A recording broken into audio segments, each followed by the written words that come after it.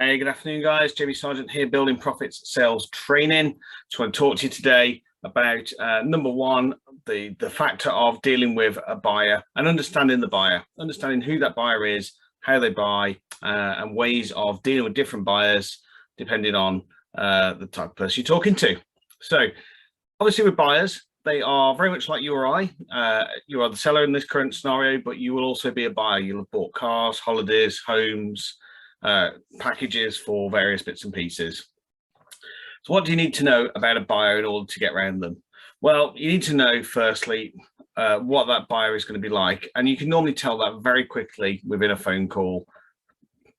How they speak to you in the first few seconds is normally an indicator of how they are. If they're quite relaxed, laid back, friendly, open and chatty, I would suggest that they are a non-committal kind of buyer. So they want lots of information, they want to talk to you. And they might very well tell you they're not interested, but in the first instance, they are going to be more open to a discussion with you.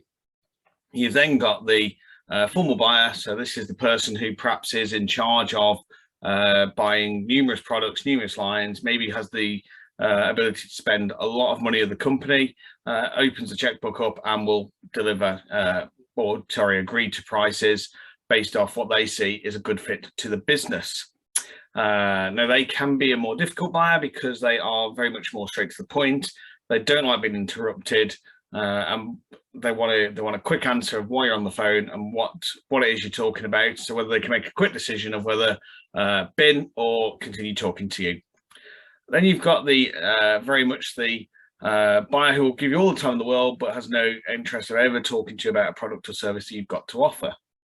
And they will be very much flaky with their answers. Again, you know, they might sort of throw the early objections in, oh, well, I don't make this decision. It'll actually be Steve, the director, or whoever it may be that makes these decisions with me. And you need to understand how to get around buyers and how to understand them. And what you've got to firstly bear in mind now, whether you are a cold caller or whether you've had an inbound lead, you are still going to be relatively new to that customer when you call them for the first time. And you've got to stop their pattern of interrupt. You've got to stop them fairly quickly in their tracks to make them think, oh, this person is worth giving 5 minutes of my time to. Lots of ways you could do this. So one of the preferred ways is to use the this is a cold call comment. So that's where you would say to the customer, hi, this is Jamie from Building Profits. I'm going to be straight up with you and tell you now this is a cold call. You can take a more conservative approach or a more relaxed approach to this and sort of say, hey, Steve, this is Jamie at Building Profits. Just want to ask you a quick question if you can help me out. Hold, pause, wait for them to respond. Usually because it's a help question, they will go yes and give you that 30 seconds of your time. Steve, the reason I'm calling is because I'm a sales trainer and I work with businesses who are looking to increase their sales through activity. But one of the key three things that stops them is the sales team are underperforming and they don't have time. The business is currently got no stock and it's struggling to keep up with demand, but actually we're making no money out of that sales or that demand. Or thirdly, the reason is because, and then we'll list the third reason off as to why they would have a problem within their business. And that's whatever your field of expertise is. So for example, if you're in the web design industry, you might say top three issues that our clients have is the fact that they've got a website, but it doesn't get anywhere near the traction or the incoming inquiries that it should do.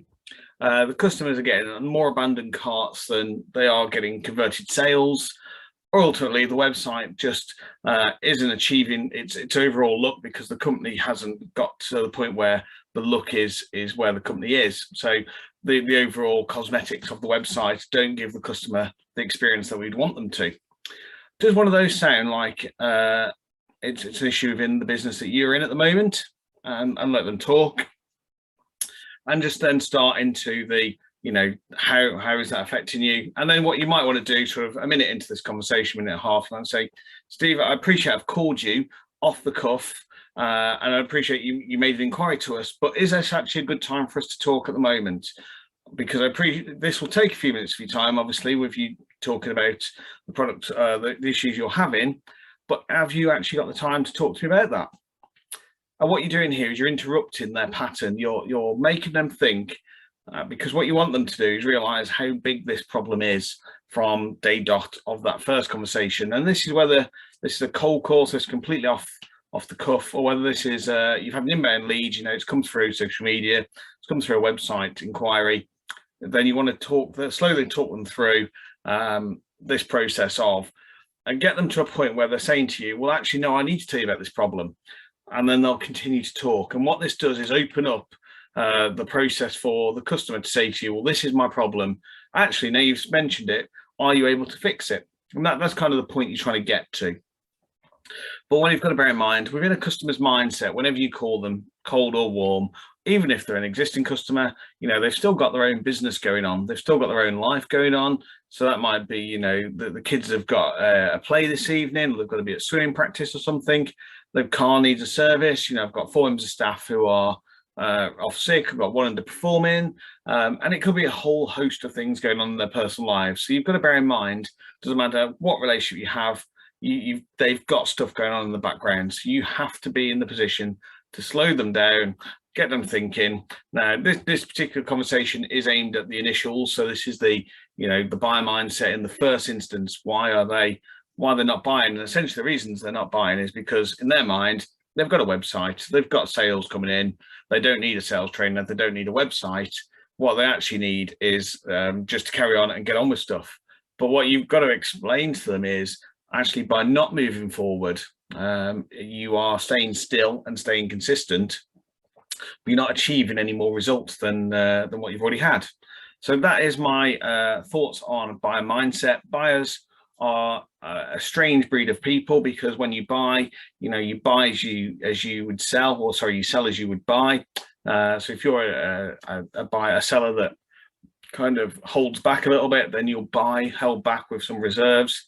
If you're quite frivolous with your money and quite out there with it, then you'll buy like that. And this comes across in your sales process when you're talking to people. Whether you buy or you sell, you will do the same thing that you would do and reflect it on the customer.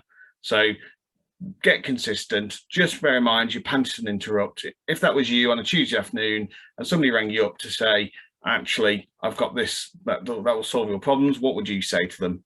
And then take that and work around that. That is your building of your script. What is it I would say to me in the first instance to get my attention? And take your sales head off here. I'm going to get this call on a Tuesday afternoon when I'm at work.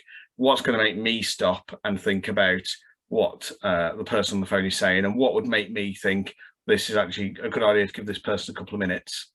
And once you've worked that out, you can then work out the rest of your process and take the customer on that journey from there. Guys, I hope that's really helpful. If you've got any questions at all, please feel free to reach out to me, jamie@buildingprofits.co.uk.